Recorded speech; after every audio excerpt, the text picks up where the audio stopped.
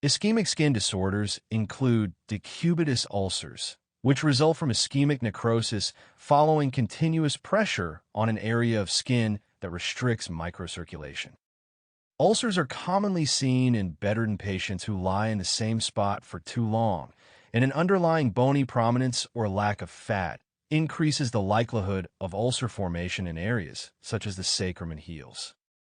Patients with prolonged intensive care unit stays, immobility, or loss of cutaneous sensation are also at increased risk, and incontinence of urine or stool may macerate the skin, further facilitating ulceration. Diagnosis is usually clinical, with characteristic exam findings and history being sufficient.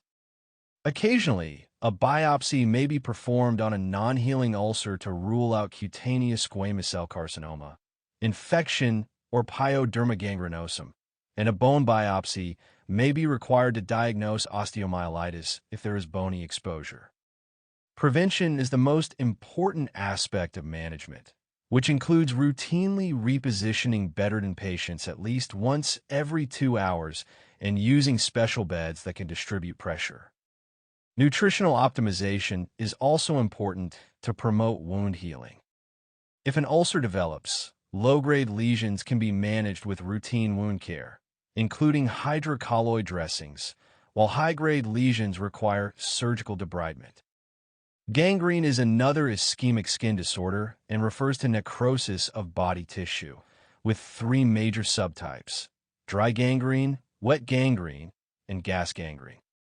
Dry gangrene is caused by insufficient blood flow to tissue, typically due to atherosclerosis.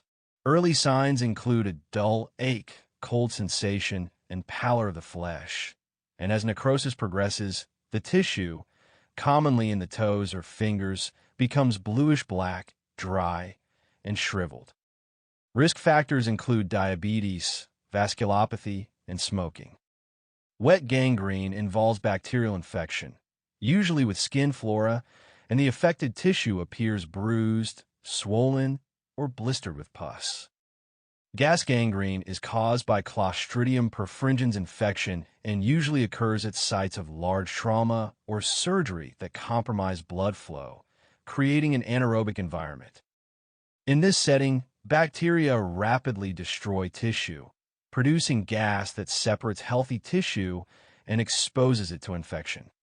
Gas gangrene is associated with dirty wounds contaminated with soil or bowel matter, and intravenous drug use is an additional risk factor.